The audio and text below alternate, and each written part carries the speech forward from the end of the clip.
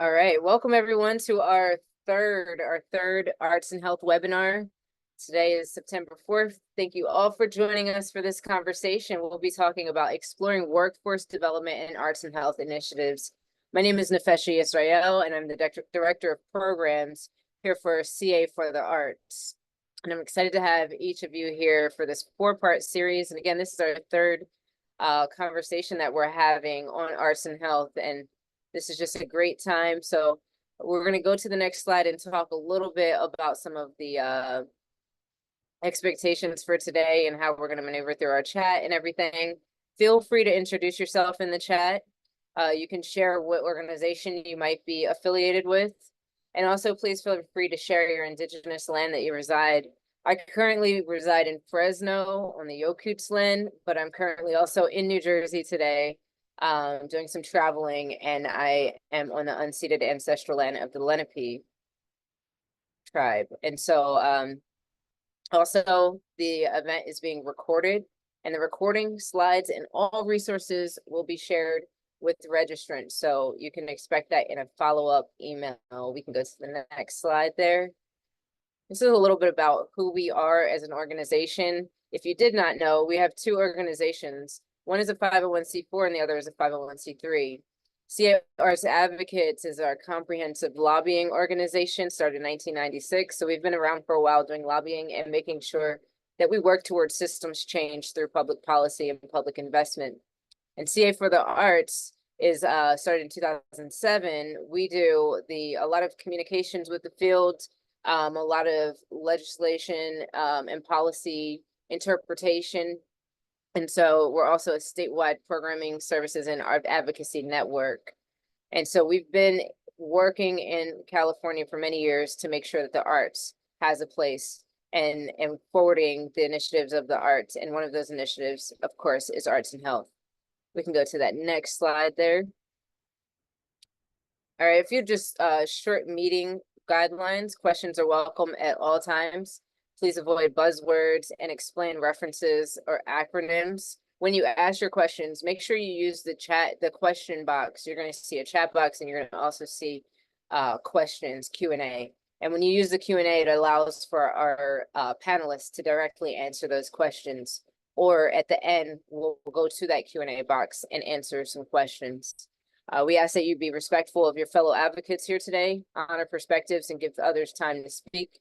And if you're not comfortable speaking at any point or writing it in, then we're going to have that Q&A at the end so you can type in any questions. And I would also like to extend a special thank you to our sponsor for this series and our Arts and Health Initiative, the Music Man Foundation. Now I'm pleased to pass the spotlight on the CA for the Arts and Health Specialist, Jennifer Kuo, who's going to go over some more additional Zoom features. Thank you, Nefesha, and welcome back, everybody, and welcome in for those of you joining us for the first time live in this webinar series. I'm Jen Kuo, and I'm just going to go through some quick Zoom tips to hopefully optimize your virtual experience today. The first one is, if you would like to see subtitles, click on the CC button at the bottom of your Zoom window, and you can turn them on and off at any time during the webinar. So you can also click on the small arrow next to the CC button, as illustrated in the slide here, and then adjust your caption settings to your desire. Okay. And the next one is, so when a slide deck is being screen shared as it is now, you can select some viewing options that will only affect your view. So in the top right corner of your Zoom window, you would click on View, and then select one of the options that start with Side by Side. You can play around with this and then choose one that you most prefer to use. Okay, so once you select Side by Side, one of these categories, you will see a gray line, a vertical line that appears, separating between the share screen and then the video thumbnail. So once you see that gray line separating both, you can click on it, the little marker in the middle, the darker color, and then drag the separator mark left and right to adjust your desired size of each view. So feel free to play around with that throughout the webinar. Hopefully that will optimize your experience. And then lastly, you can also save the chat transcript, which will include all of the message from everyone in the webinar and any private and direct messages between you and other participants. So your transcript will record chats between when you join the meeting or webinar and then when you click Save Chat. So each time you click it, the previous copy is overwritten by the updated one. So this is why it's best to save the chat right before you leave the webinar, so you get one comprehensive file. And then once you click on Save Chat, the TXT file will be downloaded to your device's document folder. Okay, and then LT is helping us out and dropping some of these instructions in the chat as well, so you can refer back to them. All right. Okay, so again, this is the list of the entire webinar series for our August-September timeline, and you can register for the 4th webinar that's happening September 18th on the website. And you can watch all of the recordings of previous webinars on our YouTube playlist too. So again, as a reminder, regardless of your experience or knowledge about arts and health, we hope that each of these webinars will provide you the curiosity to learn more and then the inspiration to brainstorm how you can take action as an individual or a group to advocate for arts and health initiatives. Okay, we're getting to the fun stuff. So today's topic will be on exploring workforce development for arts and health initiatives. So as interest grows amongst artists, healthcare workers, social services professionals, and others as second responders, this session will explore the qualifications and training needed to effectively integrate arts into health and public health. So some folks have already been doing this type of art, using the arts for well-being and making an impact in their communities with various educational and professional experiences. Other folks might be interested in starting or making a career transition. So common questions may include, what are the different pathways? Where are the gaps that need to be filled? So today we have 3 speakers who will share unique programs and the diverse roles needed to support art-based interventions, ensuring it meets the needs of individuals and communities. And in the spirit of creativity, each webinar will kick off with a creative moment, and today it will be presented by Julio Hanson with music. The speakers on our panel today are Alison Leitch, Meida McNeal, and Ping Ho. You can read more about them on our webpage, and each speaker will present for about 15 minutes, and then the last 30 minutes will be Q&A. So as a reminder, like Nafesha said for the audience, if you have any questions at any point in the webinar, feel free to click on the Q&A box on the bottom of your Zoom window, and you could type your questions in. Our panelist speakers will be able to answer them throughout the webinar by typing them in, or we can save them for the verbal Q&A at the end. Okay, and then we'll wrap up the webinar with some conclusions and announcements. Okay, so let's get started. For today's creative moment, I'd like to introduce Julio Hanson, who's a SAG-AFTRA entertainer and the principal of Loyola Village Fine and Performing Arts Magnet School in Los Angeles. As a vocalist, Julio has performed for Grammy-recognized artists such as Toni Braxton, Prince, and Khalees, and acted in feature films and stage productions under the direction of Ron Howard and Luis Avalos. He holds a Bachelor of Science in Political Sciences International Relations from UCLA, a bilingual teaching credential from Cal State Dominguez Hills, a Master of Education and Administration from Cal State LA, and a doctorate in education from Pepperdine University, researching the power of artistic activism. So Julio, we have your camera turned on. We'll put you on spotlight, and then we will welcome Julio. Thank you, and hello, everyone. It's such a pleasure to be here today. I know we have a few minutes together, but we're going to make those the best 5 minutes we ever had, hopefully. So I'm just grateful. First of all, I want to say thank you for this space. My name is Julio Hanson, Dr. Hanson locally. My pronouns are he, him, coming to you from Los Angeles, the Tongva Nation. And I wanted to take a moment as we just breathe.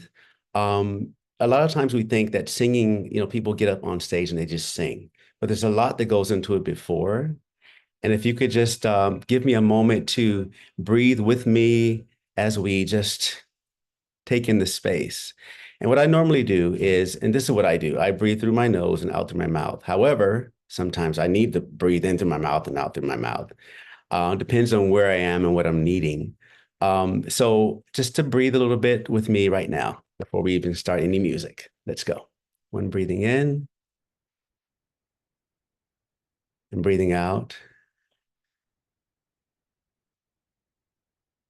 Breathing in again, maybe a little bit deeper. And breathing out. And then breathing in again and breathing out. And as we're breathing out, we're making sure our shoulders are relaxed, making sure that we're not clenching up our lungs because we need those lungs. And then as you're recognizing your lungs are there, recognizing our heart is there, and let's take about 10 seconds to pause and just give thanks for having a heart that's beating, right? That heart is right there, somewhere to the left.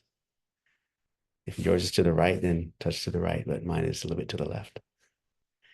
And just pause for a few seconds there and see if you can feel your heart beating.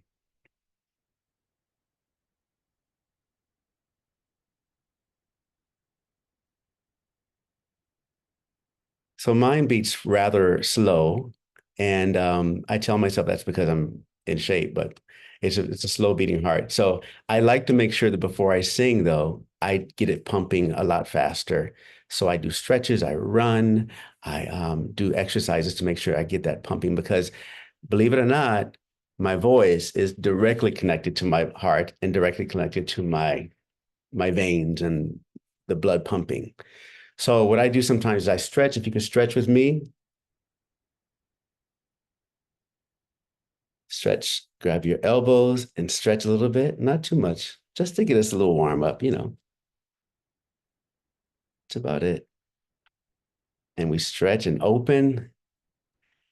And last, before we start to sing, we got our outside kind of, warmed up.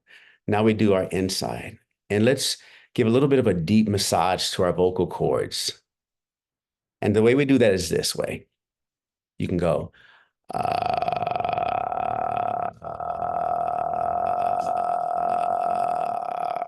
try to go as low as you can. You don't have to talk yet, or you can talk through it if you need to. That kind of warms you up anyway.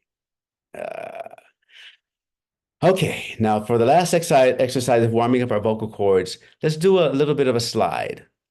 Slide up, ooh, as far as you can go, and then come back down. Ooh. And so all these are things that I do to warm myself up. And I would do them for much longer if we had longer time, but just to give you an example of what I do to warm my voice up. I'd like to share something special with you today, a song that I wrote as part of a musical about a young girl who is trying to find her way in life and in her world of Panama in the 1960s. She's trying to find her way, and she has another young lady that looks up to her. So she's speaking to her about how the young lady, her name is Elena, should always love herself. And when she looks in the mirror, she should always feel loved. So I know we have a few minutes left. I'm gonna see if I can put that in the chat really quickly. The words, if you can, let's see, there we go. I put them in the chat, and I'm gonna sing these words for you, and you can sing along with me. I like who I am. I like who I'll be. In my magic mirror, I know I am free to believe that I can be anything, but I like being me. Remember to take time throughout the day to thank yourself, no matter where you are or what your abilities are. It's not about how talented you are, it's about your confidence in yourself. And confidence takes care of all the other singing things. So I'd like to sing just one more time with you. And if you can sing along with me, and we'll just say that I like me because we are the gift that we've been given. Okay, here we go. Let's sing together. I like who I am. I like who I'll be. In my magic mirror, I know I am free to believe that I can be anything, but I like being me. Thank you, everyone. Thank you for sharing this moment with me. This was so special, and thank you for this opportunity. I hope to see you all soon. See me on Instagram and Facebook, and I look forward to talking to all of you. Thank you. Wow, that was beautiful, Julio. Thank you so much for sharing. Sorry, I have something on my screen. And make sure you all do go to his Instagram and Facebook and follow along in the work that Julio is doing. Thank you so much. It was a beautiful and wonderful musical and vocal experience that you just shared with us. And you can stay in touch with Julio with the information on the screen there. Now I would like to introduce our first speaker, Alison Leitch, who is joining us from across the pond in Scotland. Alison previously worked in corporate banking for over 10 years in Scotland, England, and Ireland before studying social sciences and moving into the voluntary sector. She currently serves as the Assistant Service Manager in the Community Link Workers Program, supported by the Edinburgh Voluntary Organizations Council. She leads the Scottish Social Prescribing Network, which works closely with colleagues within the Population Health Directorate at the Scottish Government. Alison is also part of the Scottish Government National Community Link Worker Advisory Group, which is looking at link working across the whole of Scotland. Recently, in June, the Edinburgh Community Link Worker Network won the 2024 award for the best local social prescribing link worker team or service at the International Social Prescribing Conference. As we explore ways to develop arts on prescription programs in California and the entire US, it's important to understand the role of link workers. We look forward to learning about their contributions to the success of social prescribing in the UK. Thank you, Alison, for joining us today. Thank you, and thank you for inviting me along. I am joining from a dark and chilly September night in Edinburgh. If there's any terminology that I use or somebody doesn't pick up on a pronunciation, then please just put it in the chat, and I will try. And I'm really conscious that Scottish people speak fast, especially when they're under a bit of pressure. So please just put it in the chat if there's anything that you're not sure of. So yes, I'm Alison. I have worked with the Edinburgh Community Link Worker Network since 2017, when I started out as a community link worker, working in 4 practices in areas of high deprivation. I moved to my current role in 2022, and I recognise that the community link worker role has changed greatly since I last sat in front of a patient because of the pandemic and the cost of living crisis that followed. I also lead in the Scottish Social Prescribing Network, and I will come back to that. Next slide, please. So just a little bit about Scottish healthcare. Although Scotland is part of the UK, health has been devolved to the Scottish Government since 1999. Across Scotland, there are 14 health boards, which encompass 32 local authorities or councils. Each local authority has a health and social care partnership, which has the aim of bringing health and social care, the state and the voluntary sector together. Our Edinburgh network is funded by the Edinburgh Health and Social Care Partnership, and it sits within NHS Lothian. And the population of Edinburgh is just over 500,000. The Cabinet Secretary for Health is supported by 2 health ministers, which are a Minister for Social Care and a Minister for Mental Health, a Minister for Social Care, Mental Wellbeing and Sport, and a Minister for Public Health and Women's Health.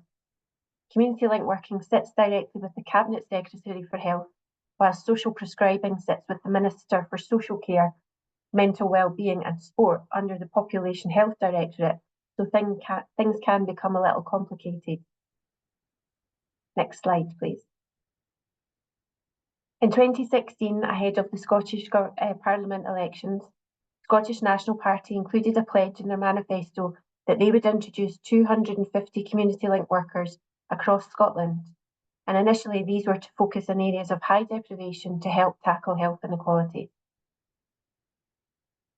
Next slide, please. Edinburgh has adopted the definition of a link worker, which is shown here on screen. The aim of the role is to offer non-clinical support to people, enabling them to set goals and overcome barriers in order that they can take greater control of their health and well-being. By actively listening to patients and having meaningful connections, a community link worker supports people to identify problems and issues they are experiencing and to talk about what really matters to them. They support people to achieve their goals by enabling them to identify and access relevant resources or services in their community. And that is a turnaround from GPs, as they normally ask, what is the matter with you, not what matters to you. As part of the induction for new link workers, they will spend time getting to know their local area and meeting with groups and services. In effect, they become like a human Google of their local area with their knowledge. Next slide, please. In terms of a link worker recruitment, we don't have a set criteria, although most of our link workers will be educated to degree level, but relevant experience is also taken into account and can be just as important. There's a lot of emphasis on personal skills and attributes which are key to the role, and these can be things such as excellent interpersonal, verbal and written communication skills, to be a self-starter, an ability to work autonomously, meet deadlines, plan workloads, and to work as part of a team. You must be approachable, an ability to enthuse others, demonstrating a strong understanding of the challenges faced by those living in areas of high deprivation and have an interest in health inequalities, health improvement and well-being and the impact that these may have on an individual's behaviour. We have come up with core training for our link workers to undertake when they join our network, and these include public protection, emergency first aid or CPR, which is arranged through their GP practice, trauma skilled practice, which is available through NES, which NES and TURAS are both part of the NHS education systems. They have to undertake our network's GDPR, which is data protection, because the information is being shared from the state NHS into the third sector. So there's a lot of work goes on around data sharing agreements, and that has to be, their data has to be protected. Assist is a basic suicide awareness training, and just lately we've added in health behaviour change, which again is available through NHS training. Link workers have access to a variety of training opportunities to support them in their role and further development, and this includes us running continuous professional development 3 times a year, where the whole link worker team comes together, and we aim to include relevant subjects or conditions as well as skills training. All our link workers are encouraged to attend training out with the core training programme through courses that are offered in the community and by state services, and a training budget is allocated to each link worker to cover this. We've formed a good working relationship with the education team at Bromley by Bow, which is in a deprived area in London and is often seen where social prescribing began. And we've had 3 lots of training from the team at Bromley. The most recent training that we did was for new link workers, and we offered that to other link workers across Scotland, and the feedback has been very positive. In the last 4 years, the community link workers in Edinburgh have worked with nearly 900 first-year medical students, introducing the GPs of the future to social prescribing. As part of that module, the students also meet with third sector organisations and do a walk around of the area that are based in. Because of the history of Edinburgh University, you get quite a lot of wealthy students coming to the city to study medicine, and just due to the background and the costs associated with studying medicine, it's often the first time that those students will have set foot in a deprived area.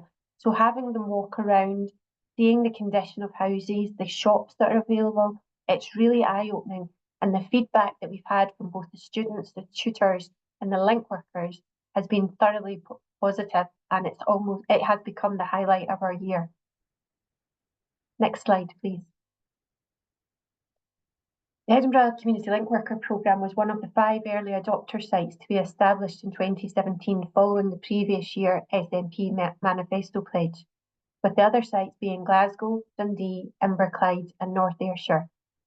We originally started out in 21 practices in areas of high deprivation with the aim of tackling health inequalities, and we have grown to have a presence in 45 practices across the city as a result of the increasing awareness of the positive impact a link worker and social prescribing can have in a practice. Our programme is quite unique in our setup in that our model, which has 9 different employing organisations, was chosen to ensure that link workers were firmly embedded in the areas that they work in and to ensure more collaborative working between primary care and the third sector. For every practice that is in our network, we ask that they appoint a GP lead to be the point of contact for their link worker to help them settle in to be part of the practice team. And we ensure that our network is supported by the advice of 2 GP clinical advisors. And we also employ a clinical psychologist to provide support to the link workers once a month in case review sessions, where they do discuss the more tougher, complex cases that they come across. There's no formal reporting required from a link worker programme by Scottish Government, but we strive to continually monitor and evaluate the work that we do by producing monthly stats and an annual report. In 2021, the Edinburgh Health and Social Care Partnership invested into a pilot with Elemental, which is a specific social prescribing software programme that talks directly to the GP system vision, which makes referrals more streamlined and opens up the potential for greater evaluation and research. Our pilot has been extended for another year into 2025, and Elemental has also been trialled in 2 other areas in Scotland. Our latest annual report will be published next week, so we'll have all the figures there. We hope that Elemental will give us the opportunity to give us greater in-depth analysis of the data that we collect, but ideally we would like to also be able to produce data for the third sector organisations and community groups that we refer on to, so that then they can take their data and use that to help them with funding applications. Next slide, please. So who do link workers work with? This is a little snapshot from our handbook. We'll work with anybody over the age of 16 who are referred by a member of the practice team. We don't accept self-referrals due to safety reasons, and each referral must be risk assessed by the referrer. And what makes a suitable referral to a link worker? Appropriate referrals are people who would be open to exploring different options that could improve their well-being. Presenting issues could be anything of a social or economic nature, and what's most important is the client's motivation to engage more. The criteria for referring somebody to a link worker is that the patient must be over 16, they must be registered with the practice that the link worker is attached to. Practices in Edinburgh do have strict boundaries and they do enforce them. We also do have a community link worker that is attached to the homeless practice in the city, who works slightly different to the others within the team, purely because of the demographics attached to that practice. And we were the only link worker programme in Scotland to have a specific link worker with us attached to the homeless practice. Glasgow now do have a homeless link worker, and they also have an asylum seeker link worker. So thematic link workers and social prescribing is now becoming more common. Next slide, please. So this slide shows some of the highlights since our network began. And as I mentioned, these figures will be revised at the launch of our 23-20 report next week. The top 3 reasons for referral are consistent year on year, but it is important to note that the top onward referral destinations are not always a mirror image. An example of this would be where a GP is referring a patient for low mood and mental health issues, and that the link worker then discovers that it's because the patient is socially isolated, where the outcome could well be a link being made to an activity group rather than a mental health support group. Our link workers don't apply for state benefits due to the complexity of this, and Scottish Government did offer match funding so that welfare rights advisors could be based in the same practices as link workers to again encourage joined up working and ease of referral on to get support. But the link workers can apply for small grants for furniture, white goods or clothing.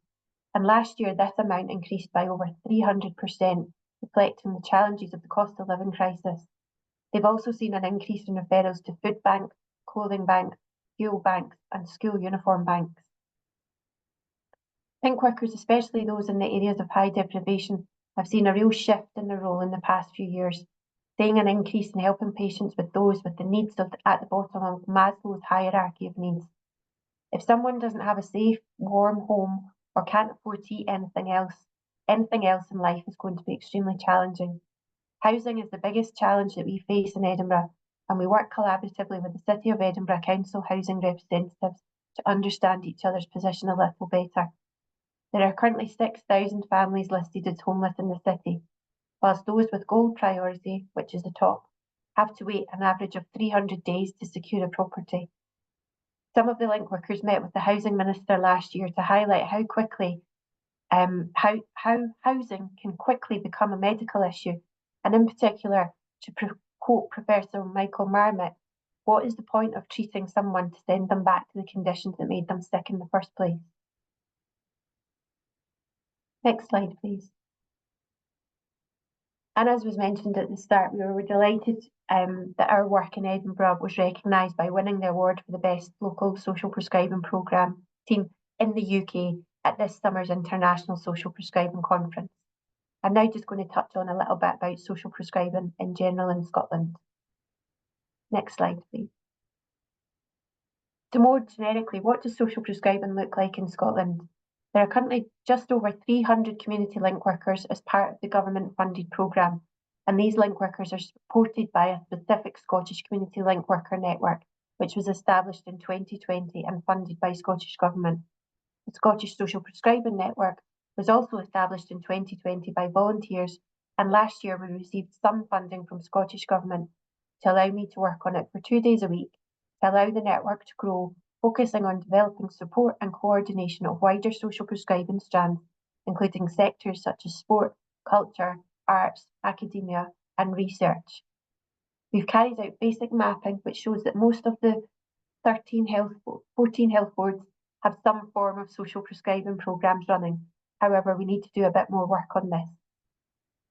And 2 large social prescribing programmes have sadly ended due to lack of funding from the Scottish Government, and these were Spring and Empower, which covered both Scotland, Northern Ireland and the Republic of Ireland. Next slide, please. So the challenges that we face. The Scottish Government committed to introducing 250 link workers back in 2016, but they issued no formal requirements, other than originally suggesting that people could collect minimum core data, which was dates of birth, gender, ethnicity, reason for referral, and postcode. And postcode is important because it links to deprivation indexing. The lack of data means that there are no real evaluations for link worker programmes, and that really holds the role back in Scotland. Because again, there was no formal requirements from Scottish Government, which did have its benefits in that each programme could set itself up to entirely meet the needs of its demographics. So Edinburgh's programme runs different to Glasgow's programme, which runs differently to Highlands programmes. But because there was no requirements, that is where it holds us back. For example, there are different pay bands for the role, which results in huge differences in pay right across the country. Last year, there was funding issues in Glasgow where the Scottish Government stepped in to resolve. But this sent a message incorrectly that all link workers in Scotland were under threat. As a result of the issue, the Scottish Government has set up a national advisory group, which I sit on, and we're due to meet for the second time later this month. Scotland does lag behind the rest of the UK and Ireland. England has the National Academy of Social Prescribing and a head of social prescribing within NHS England, and they currently have a competency framework for link workers. In 2022, Wales carried out a national consultation on social prescribing, which resulted in the launch of a framework at the end of last year, and they will continue to add onto the framework with competencies and core data requirements. They also have the Wales School of Social Prescribing. Ireland has a social prescribing framework, which the All Ireland Social Prescribing Network was consulted on, and this year launched the Irish Social Prescribing Research Hub. Funding sits across 2 portfolios within the Scottish Government, which causes a lot of confusion and can be a difficult bridge to gap.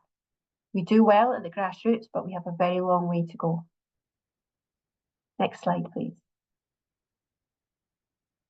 This slide probably should have come earlier. So what is social prescribing?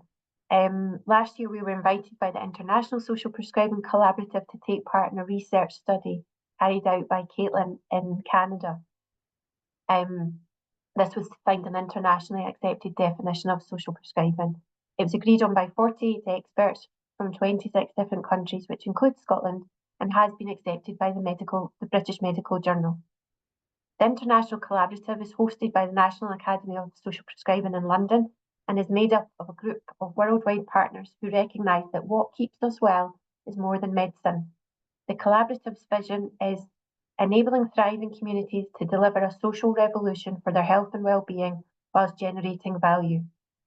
Its mission is to establish a global working group dedicated to the advancement of social prescribing through promotion, collaboration and innovation. This work supports the implementation of the UN Sustainable Development Goal 3, which is good health and well-being.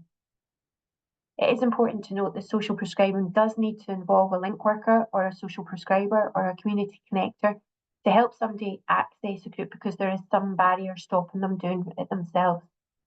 The groups and services within the third sector and beyond are an essential part of social prescribing, but they are effectively the prescription rather than the service.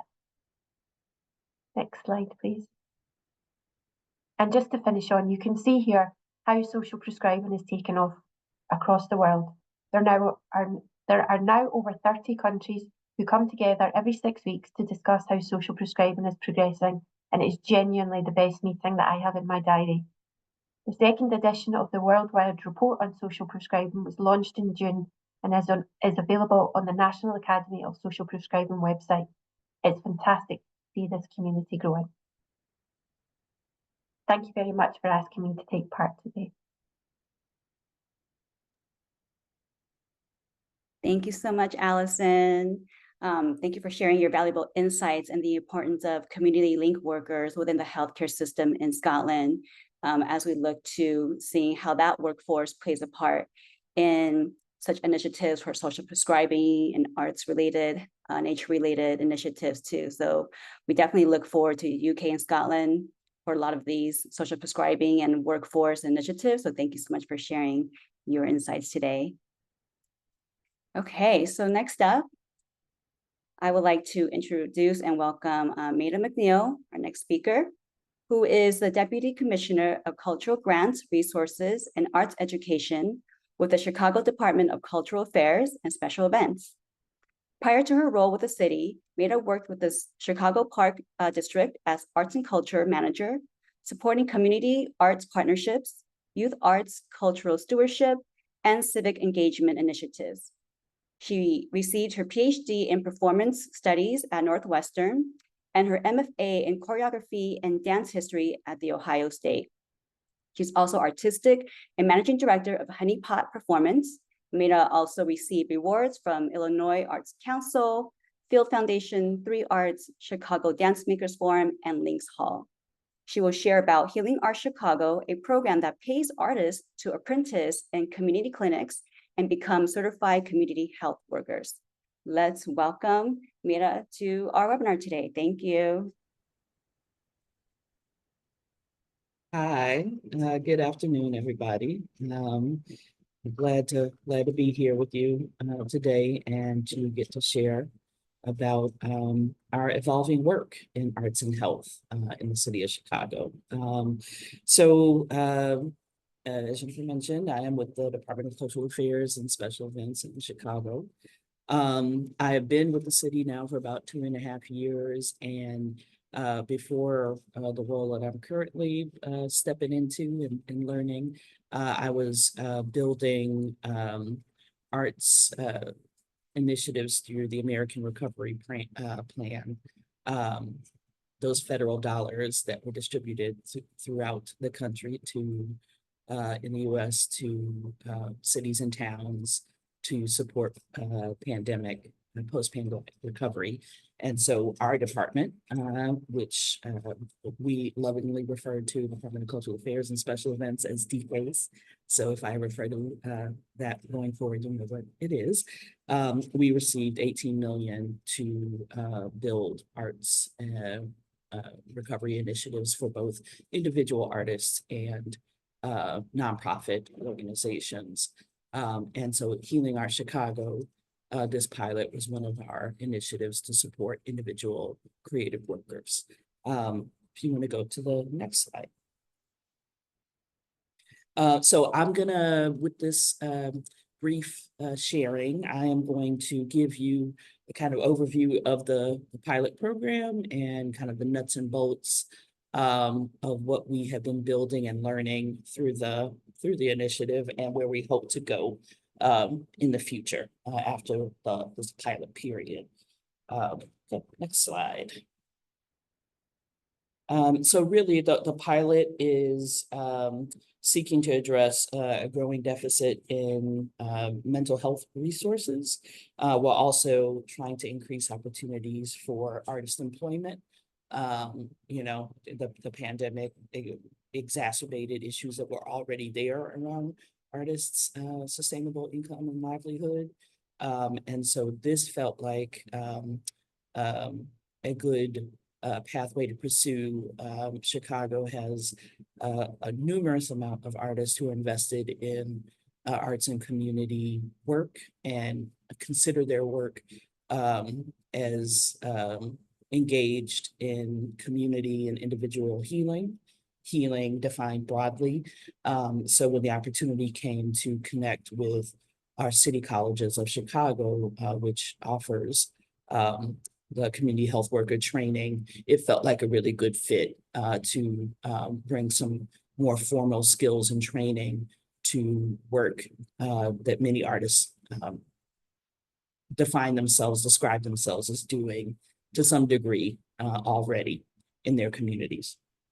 So the project, the program is funded both with American Rescue Plan dollars and some private dollars that are supporting things like health insurance and other quality of life supports for artists as they engage in a really rigorous year of training, certification, apprenticeship, and trying to support them to make that their primary work. So that is how we funded it. And the program is about 18 months. The first 3 to 4 months really are about getting feet grounded in the first semester of coursework, and then learning, getting matched with the city mental health clinics that the artists are placed in. And then the following year is the more extensive apprenticeship where they have hours at each of these clinics and some outreach engagement work in communities to provide arts and health services. And we are really tried to work to have in this pilot to slowly build deeper relationships between the artists and clinicians and other health staff working in the clinics to, in some respects, kind of co-plan and co-design the services that will be offered at those clinics. Next slide. So as I mentioned, the pilot is really about addressing pandemic-related job losses and deficit in mental health resources. We are trying to address all of this by creating job opportunities, thinking about ways to integrate arts into community and public health in our city, and promoting overall community health and wellness using a range of arts-focused strategies. You'll see in a few minutes that the artists really, in our cohort of 10, really represent a wide spectrum of creative modalities. And some of the main priorities for us are really about building strong partnerships between various city agencies and departments, community health centers, local artists and communities that are hit hardest by the pandemic. All of our artists have either deep relationships with or come from the communities where they have been placed for their apprenticeships. Next slide, please. A little bit about our lead partners. So DCASE, we have acted as kind of the lead project administrator, holding all the pieces together as we've moved along and supporting the overall program design and implementation. Department of Public Health has been our core project collaborator. We've been in lockstep with them to design the program and figure out the artists' integration into those mental health clinics. And they are, as you'll see a little later as well, when we talk more about the roles, that there are a number of roles at the clinic level that are supporting the artists and are part of their kind of ecosystem as they learn the skill sets to offer their art services in those clinics. City Colleges of Chicago supports the training and certification of the artist cohort. There was a pre-existing community health worker certification program, and we collaborated with them to add some additional supports, one being in a class that was added to the curriculum around arts and community health methods. But we also have a coordinator who is with the artist for the entire time and offering another source of support and space to meet and talk and learn together as a cohort as the artists fulfill their apprenticeships. One Nation, One Project has been our national partner.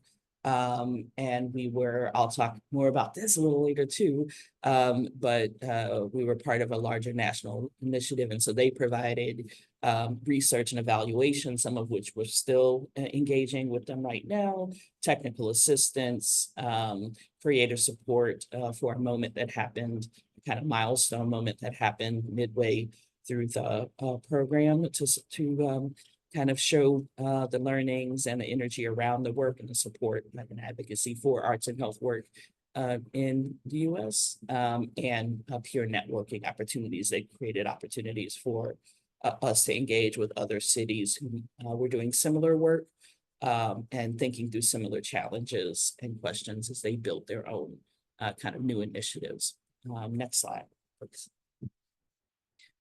So now I'll talk a little bit about the program infrastructure. Thinking about how the work was built, it's how we share the components across our collaborating partners and some of the additional elements that were built in to support the artist cohort experiencing this new program, feeling all of its bumps and challenges as well as its joys and discoveries. Next slide, please. So our artist cohort, there are 10 artists, and what's listed there are the 5 clinics that are across our city. 2 of them, Greater Grand, Mid-South, and Inglewood are on the south side. Lawndale is on the west side of the city. Greater Lawn is southwest, and North River is in the northwest of the city. There were 12 mental health clinics in the city. Many were closed down some years ago, but there's been a lot of advocacy work. So 2 actually are coming back online at the end of this year and early next year in Pilsen, which is kind of a west, near southwest neighborhood, and Roseland, which is very far south. So we are looking to, with the next cohort, to perhaps add, bring artists into those spaces as well. But you can see that the artists really have a wide range from movement and dance to sound healing work. ceramics. There's a kiln in one of the clinics that we just happened to find behind a closed door. Large scale and small scale mural work, movement yoga, theater, puppetry, all kind piñatas, a really wide range of creative practices that the artists are bringing into their services inside the clinics. Okay, next slide, please. Oh, yes, sorry. These are a lot of the major components and roles who have really been helping to support these 10 artists and figuring out a infrastructure that we hope to be able to repeat after this initial pilot. As I mentioned, there is a lead administrative team that consists of DCASE and Department of Public Health, and that works with a cohort coordinator who is really on the ground with the artists and bringing back needs, communicating things from us to them that are administrative in nature, and keeping things going smoothly. We have clinic directors at each of the five clinics that supervise the day-to-day work of the artists. And because this is part of an apprenticeship, they do have to kind of fill out logs of their work and things like that. And so the clinic directors are helping to facilitate that, and also standing there, standing as a kind of operational and clinical lead where needed. We have something that we're calling, or CDPH is calling, clinical buddies, where each of the artists so there are 2 artists per clinic, and each of those artists is matched with a health staff. Some of them are clinicians, some of them are caseworkers, but really helping to facilitate and foster relationship building inside the clinics. They are, who they are kind of co-designing and co-planning with in some respects, and getting feedback for what they're offering to make sure that it fits the community and the needs, and also offering mentorship in that setting. We have the artist cohort who is receiving the training and apprenticing at the clinics, and providing supportive care to clients, but also doing outreach and engagement outside of the clinical setting to try to make folks aware of the resources that are available that are free as mental health resources in the city, and trying to draw them back into the clinic setting. The cohort coordinator really is providing a certain amount of mentorship and the day-to-day really as a fellow artist. So Pascal Williams is a cohort coordinator, and also has an artistic creative practice herself, and is a gifted facilitator, and so has really been working with those artists all along their experience. And again, as the bumpy ride of a pilot, making sure that when there are challenges, that we are able to make the slight adjustments to try to make the experience better as a learning experience, and to allow the artists to provide care and services to community. We also have a research and evaluation component, and IFE is conducting our qualitative focus groups, which are really, we have a set of surveys that are really about just arts participation, and are for clients and communities who are receiving services or participating in them. But we also have these focus groups that are being run throughout this year to try to measure and track changes in perception and learning between the artist and the clinical and other health staff who are participating. So really that is just for them and for us to understand what is happening there in terms of them spending so much time together as we try to build this.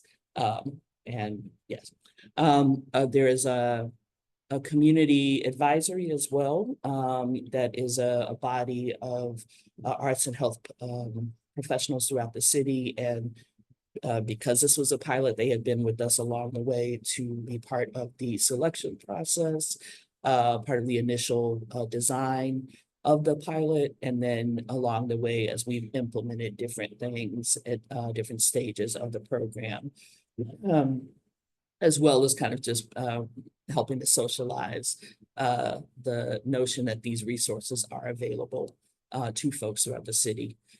We had a creative producer who participated in kind of coordinating what was our big kind of artistic sharing that was part of the One Nation, One Project initiative. And really, that was a really incredible experience of having someone who could work with the clinicians and other health staff, and then the artists to also understand what they felt were the most poignant things, themes and learnings and ways of working with folks to bring into a one-day kind of summit and celebration, which we held in late July. And then One Nation, One Project, which was this national entity I referred to. So with quite a lot of players and stakeholders who have helped to build this program. Next slide. A little bit about the community health worker certification. It's a year-long certification and apprenticeship model.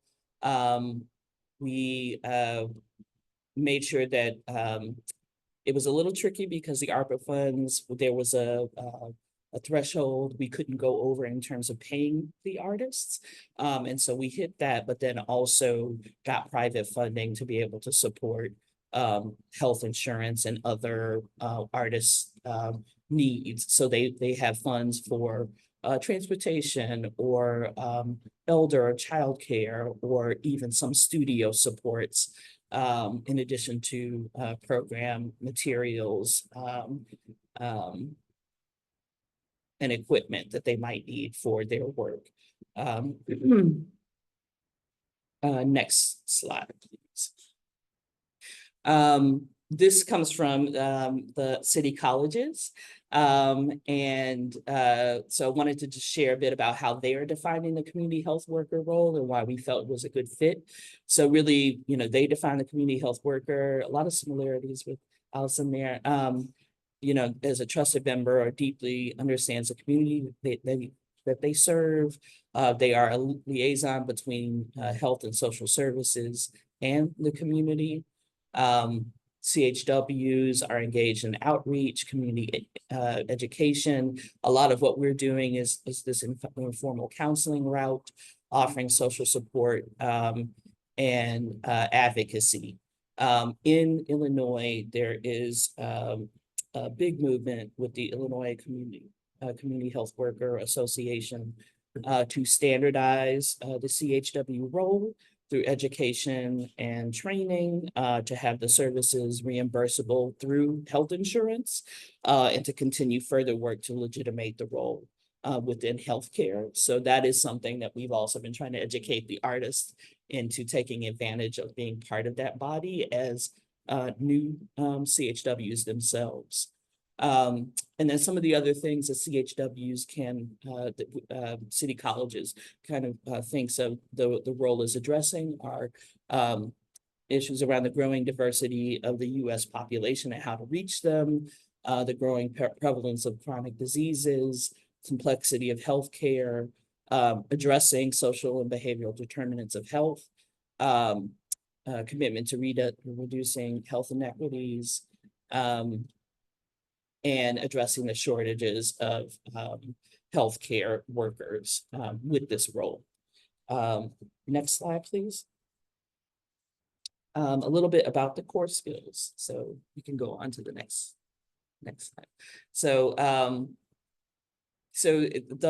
the left are what the community health worker training at City Colleges of Chicago lists as kind of the core competencies. And we have been thinking a lot as the artists move throughout the rest of this year. They are meeting a lot with their clinical buddy, and kind of they have a log where they're actually addressing those skills on the left and where they're using them in where they're seeing themselves use them in the their art services that they're offering. But we also have been thinking a lot about in terms of the artist practice and art services, what do we think those things are? And these three things have been coming up, that it is offering kind of coping mechanism strategies, creative mental health practices, and de-escalation and nervous system regulation for those who are participating in the activities that are being offered. Next slide. Okay, really quickly, program curriculum. Next slide again. So to the left is the required coursework. So there are 6 courses. There's a mental health first aid kind of one-day training that folks have taken, and we are trying to actually supplement that in the rest of this year with bringing in additional folks to for professional development to work with the artist cohort. And then they have a field placement class. And really a lot of what is happening within that training is they are getting the basics of public and community health education, and also understanding the basics of kind of mental health issues. And yeah, okay, next slide. The program timeline. So just giving you a sense of, I kind of covered this before, but it's really an 18-month program. The first quarter was really about getting the artists adjusted into the program, adjusted into their placements, and starting to build relationship and co-design. And then the second, going into this 2024, the 12-month year, they've been breaking their program down into 4 sessions, so that we have a chance for them to kind of work with the staff to figure out what they're offering, to do that, and then to have a break where they can kind of reassess and reflect before they go again into the next session, and so that we can capture those learnings. They do have, as there's been kind of like a ramping up as coursework wound down, they have had more hours in the clinical setting, and more hours for engagement work outside. Next slide. So One Nation One Project is this National Arts and Health Initiative that's really thinking about advocating on a larger scale for the power of the arts as a support for social cohesion and healing communities. We had 18 different cities and towns that participated that were doing, a range of things. Some of them similar to what we are doing in Chicago as kind of pilot programs, integrating artists into health settings, and some of them more focused on arts and community organizations and programming with a healing focus. Next slide, please.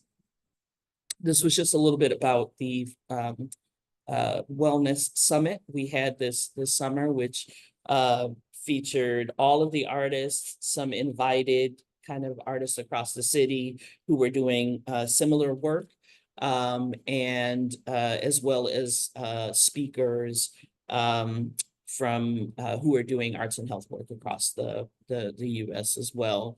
And we had kind of 4 key conversations around intergovernmental collaboration, expanding health systems to include arts and artists, exploring arts as social prescription, which for us, we are just kind of dipping our toe in the water there with the artists and clinicians working to do kind of referrals from their client base, and hoping to grow that from there. And then also ways that the arts ecosystem can integrate health and wellness in more direct ways.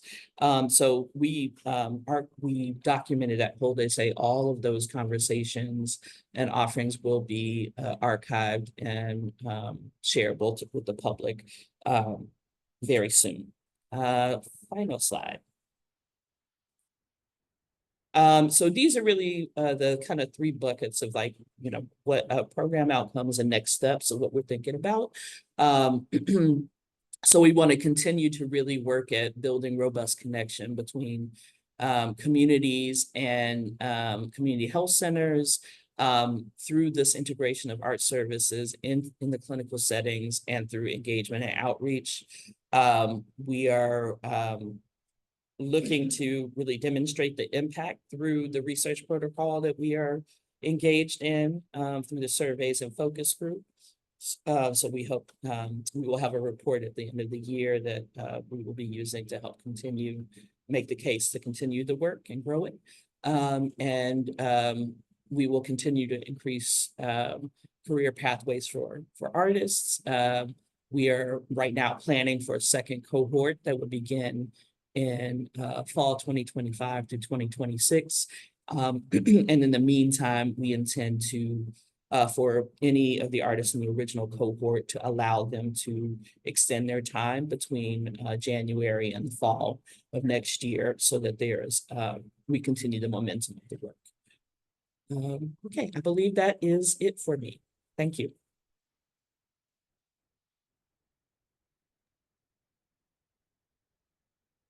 Fisher, your microphone's off. I am muted. Thank you. Thank you so much, Meida, for your presentation today. We truly appreciate you taking the time to share about the work that is happening in Chicago. And it's very, very inspiring. You see her Meida's email there. So again, these slides will go out for more information. And if you have any questions, feel free to put it in the chat. I know we're going to run right into sort of the end of this webinar after our last presentation. So I also asked that panelists, if you have any answers to the questions in the chat, feel free to jot them in there for everyone to be able to refer to. Now I'd like to introduce our final speaker for today, Peng Ho. Peng is the founder and director of Arts and Healing Initiative, which transforms lives through creative expression by integrating the innate benefits of the arts with mental health practices for self-discovery, connection, and empowerment. This work represents the nexus of her graduate education in counseling, psychology, and public health with her lifelong experience in performing arts. Peng co-developed and served as principal investigator for the evidence-based training program, Beat the Odds, social and emotional skill building delivered in a framework of drumming, along with other programs that train people to become social emotional arts facilitators. She is associate editor for the Creative Arts Therapy section of the Journal of Complementary and Integrative Medicine, and a steering committee member for the UCLA Integrative Medicine Collaborative. Thank you, Peng, for joining us today. Thank you so much. Just let me know if I need to adjust my volume or anything. So social emotional arts began in 2004. I'll do this when it's time to change a slide. So next slide, please. Social emotional arts began in 2004 as a set of wonderings sparked by my training in counseling, psychology, public health, and the arts. Why don't doctors use music to help their patients before procedures? Why don't mental health professionals use techniques from the acting world to help their patients access emotions? In light of the growing mental health crisis and inequities in mental health care, could the arts offer the public an accessible pathway for social emotional support and healing without any stigma of mental health? Next slide. Why the arts? The arts provide a variety of ways for people to be seen and heard when speech is impacted by stress, trauma, language, ability, or culture. Next. Active participation in the arts engages much of the brain and quite literally crowds out room for stress and physical or emotional pain. This in turn enables more optimal functioning of the parts of the brain that enable learning and constructive interaction with others. Next. The arts are uniquely capable of enhancing a broad array of positive emotions and not just reducing negative ones. We build agency and resilience knowing that there's something we can do to feel better. Next. The arts are also uniquely powerful at building social connection. Shared creative experiences offer organic ways to be seen, heard, and connected. Disconnection is at the root of many public health challenges, such as trauma, loneliness, intolerance, chronic illness, disability, and social isolation. This is why I believe that the next major healing practice to be adopted by the public will involve the arts. Next. And finally, the arts are culturally relevant and not only enable us to acknowledge other cultures, but also to co-create collectively, which may resonate more with those from cultures that value we over me. Next, please. On this continuum of possibility, therapy can be inaccessible as well as prohibitive financially, socially, and/or culturally. And conventional talk therapy approaches aren't always effective for all individuals. On the arts end, I have observed that the arts taught well can be inherently socially and emotionally supportive. However, are they enough as they are to lead to measurable social emotional benefits? Yes and no. We know that to get the strongest social emotional outcomes, programs need to be designed to meet specific goals reflecting the needs of the group being served. Outcomes may be hit or miss if they're merely byproducts of an existing program that was not designed to meet specific therapeutic goals. The arts world must also navigate and avoid compounding arts scars, such as self-judgment, performance anxiety, and excessive vulnerability. In addition, elements common to the arts, such as sensory experiences, eye closure, or imagination, can all trigger traumatic stress responses. The arts world could also benefit from knowing how to minimize and manage these occurrences. So could there be something in between the arts and therapy, and what would that look like? Who is already facilitating arts experiences with these social emotional goals in mind? I discovered creative arts therapists. Next slide, please. Art, music, dance movement, drama, and poetry therapists. These are largely master's level mental health professionals trained in using the arts to achieve social, emotional, cognitive, and physical goals. Their approach emphasizes process over product. At the time of my inquiry, they were largely invisible to the public and siloed from one another. I set out to find those who were willing to share their expertise with the public, specifically their practices for social emotional skill building and not for identifying and treating disorders. Next slide, please. So enter social emotional arts, or C. In C, there is no wrong way to express yourself creatively. We use non-judgmental language, even avoiding positive judgments to facilitate engagement and dialogue without encouraging external validation seeking. We utilize synchrony, for example, in movement or rhythm to facilitate connection because this is rewarding to the brain. We encourage reflection and sharing on the process of creative expression and its relevance to life with the opportunity to share something of our inner world. We reinforce positive behavior by calling it out when we see it. We employ strategies to contain difficult feelings or traumatic stress responses, and by contain, we mean holding them gently, not as in putting a lid on them. We support inclusion by offering alternatives, for example, in preparing for neurodiversity, and we support belonging by acknowledging cultures. We disarm resistance through the strategic use of language to encourage problem solving and connection. We find creative ways to enable even the most reserved to be seen and heard. In short, we prepare our trainees to address challenges they may face at the front lines of need. Next slide, please. So what are the differences on the continuum between art and therapy? The goals are different. In the arts world, the arts are primarily used as a discipline for developing technical skills, of course, and expression. In the therapy world, the arts are primarily used as a process for diagnosis and treatment, for healing.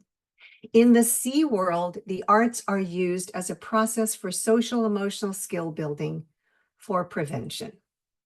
Both arts professionals and therapists can operate in the C world. Now, how do people find their way to our C practices? We have developed several pathways. Next slide, please.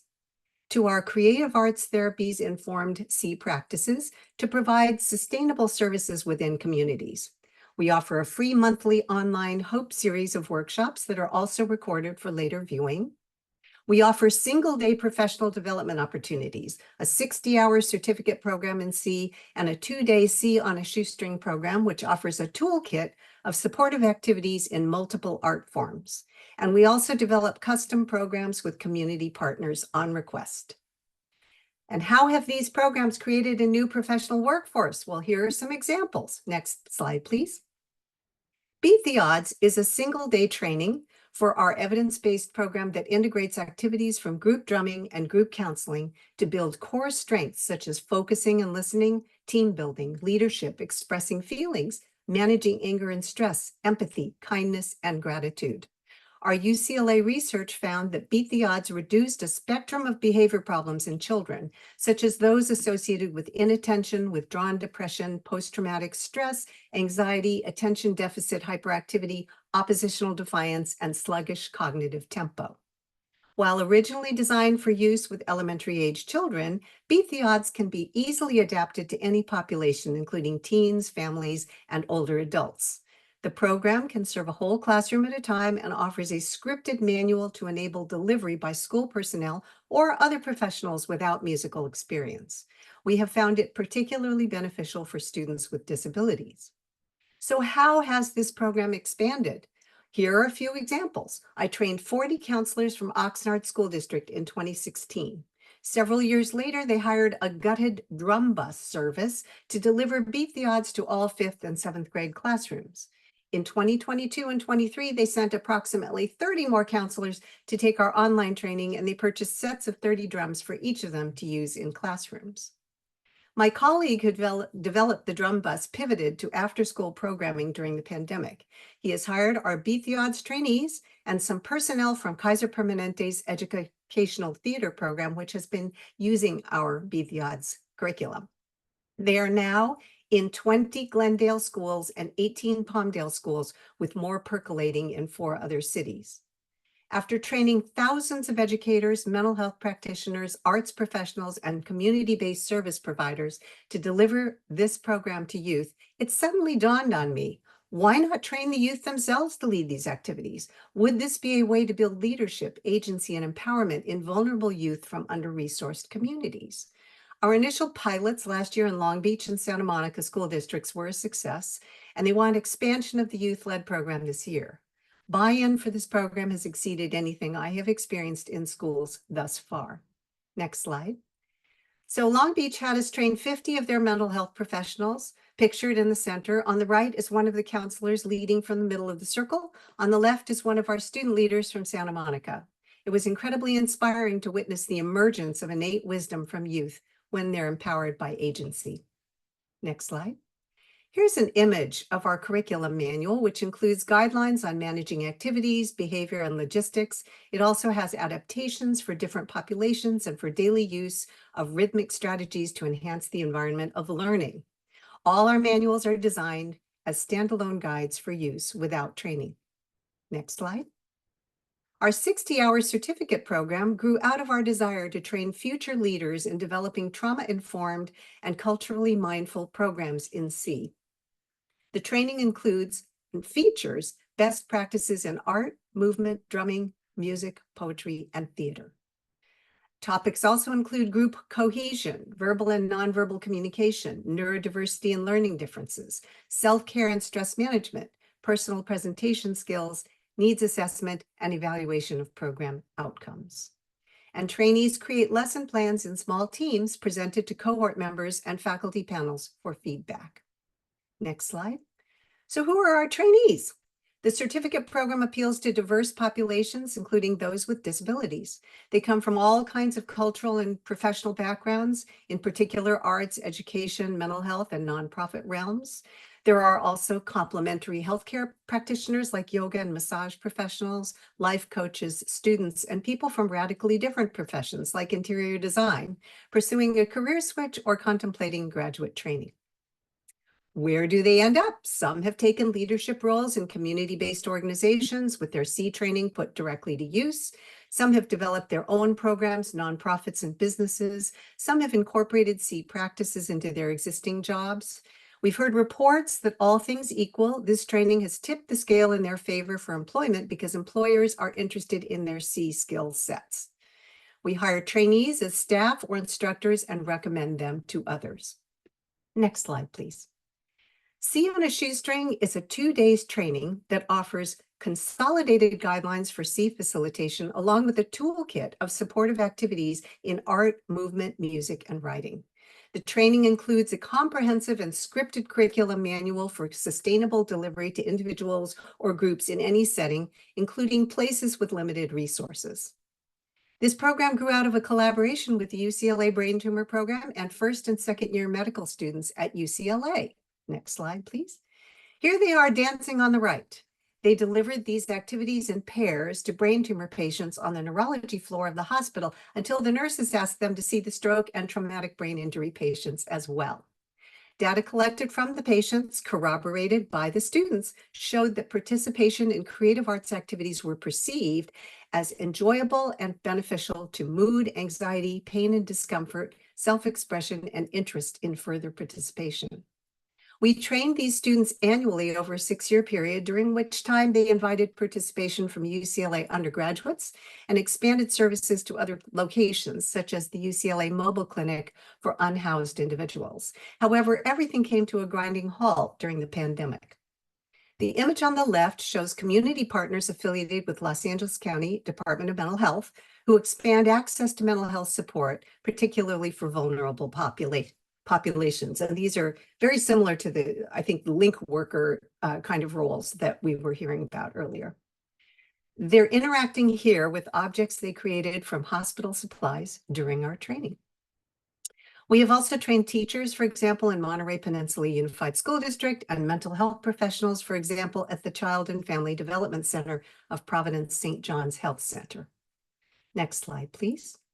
What is most exciting is that we're helping to diversify the field of practitioners supporting mental health accessibly and sustainably by offering our trainings to everyone.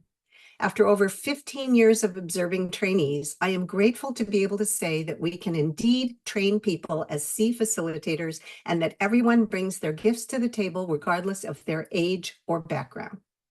There are times when I'm brought to tears when witnessing the sensitivity, thoughtfulness, and creativity with which lesson plans are delivered by our certificate program trainees. It's humbling, inspiring, and gratifying to learn from them. Final slide. Our name, Arts and Healing Initiative, uses the word healing to emphasize healing as a process. We invite you to join our upcoming free offerings and training programs. The deadline to apply for our fall certificate program cohort has been extended until Monday for those of you who may be interested. And I'll leave you with one final story and thought. There was once a woman who came to a Beat the Odds training and told me that she had been out of the workforce for years. Her husband was out of work due to injury, and she was in the position of needing to support her family. She wanted to do it with Beat the Odds. She practiced on her 3rd grade son's classroom, then made the rounds to kindergarten classrooms and preschools with the offer, if you like me, you can hire me. With a background in early childhood education, she educated herself on social emotional learning in early childhood to develop her own programming. 2 years later, she called me saying she had so much business that she needed to hire an assistant. And she is now listed as an expert on the website of Remo Inc., the world's largest manufacturer of drum equipment, whose founder held a deep commitment to serving the community. Public awareness of social emotional needs and inadequate resources to address them have grown to make the conditions right for proliferation of social emotional arts. And by attending more to the social emotional process in arts education, we can encourage not only greater future participation, but also greater long-term advocacy for the arts. Thank you. Thank you so much, Ping, for your presentation and telling the whole audience about the social emotional arts and the difference between creative arts therapy. Thank you so much. So we're going to bring up all of our panelists. If you can all turn on your cameras, please. Thank you. And then we're going to head into our Q&A section. And Nefesha, go ahead and kick us off with what you see in the Q&A while I get everybody on screen. All right, absolutely. So we've just got a few minutes, so we'll just go over our Q&A, as many as we can get in. And there's also been a few answered in the Q&A here. So let's go straight in with our Q&A, and we invite the panelists to answer any of these questions. I'll start with Lisa's question of who are artist clinical buddies? Do they include music therapists and art therapists, or are they all verbal counselors, social workers? Yeah, I think that's where the Healing Arts Chicago. So at the city's mental health centers, there is a team of clinicians, case managers, folks who are, front office staff,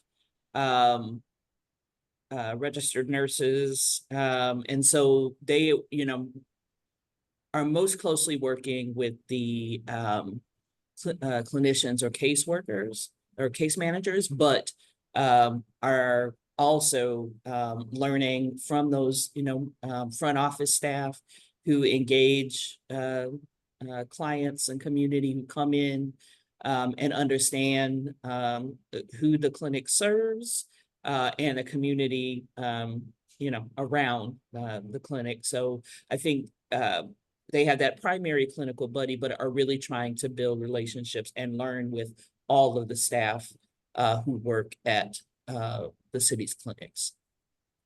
Excellent. Thank you for that answer. And I just want to acknowledge that there's been people asking about Save the Chat feature.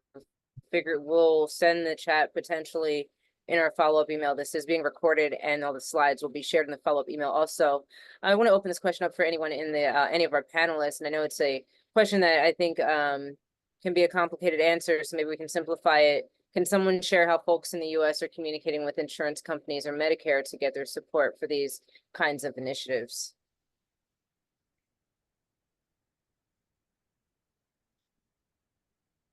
I'll just know we're trying to learn. Like we are in the point now where we needed to kind of build, proof of concept. And we are now beginning to talk with folks about in other cities who are doing this kind of work and who are thinking about the ways you do the case making to build the business case for funding this kind of work. So we haven't gotten there yet, but we're learning and preparing to get into those waters. And I would say what I referred to the Illinois Community Health Worker Association and all of the advocacy work that they're doing, we're also trying to learn from them because that is where a lot of that work is happening, specifically for the CHW role to try to get those their services reimbursed through healthcare. So I think we're trying to learn from them to figure out how we apply it to the work we're doing with city clinics. I think that's what we're seeing across the nation in the US is like pilot programs, funding is an issue, and organizing and continuing to socialize this topic. Let's see, Jennifer, do we want to, I know it's for 1:29 right now. And do we want to, if we have any other questions that we can answer maybe in the follow-up email? Yes, we can do that. I'm answering some as we go along. Okay. And so, yes, we can go ahead and do that offline. All right, that sounds good. And if you can show that last slide, then we can give a little bit of a conclusion here. We do have one more webinar coming up on September 18th. And it should be popping up here. Also, I just want to thank all of our panelists for taking the time to join us today to share out what you have been working on, the tremendous work, very impressive work that's happening, not only in the US, but as we see with Alison across the pond. And so thank you so much. Our next webinar will be coming up. Here's a sneak peek, or September 18th. We'll be focusing on advocacy and public policy for our Arts and Health Initiative, and you can register for it on our website, or it should be dropped in the chat. And you can watch the recording for all of these webinars on YouTube. We also have a channel there. And I think, Jennifer, I'm taking some of what you're supposed to be doing here, so I'm just gonna keep going. Please also take a moment to fill out our post-webinar survey. We'd like to get to know you, and your feedback will help in creating our future programs. It also will be shared in the follow-up email with resources from today. And be sure to subscribe to our newsletter to stay informed of future events. Again, thank you so much for joining us. And we would like to also thank, again, Music Man Foundation for funding this incredible series of conversations as we continue to socialize arts and health here in the beautiful state of California. Is there anything else you want to share, Jen? I would just like to thank all of our speakers and Julio today. Let's give it up for them. And then all of you in the audience for your insightful and engaging questions and comments thus far. So thank you and take care. We'll see you next time.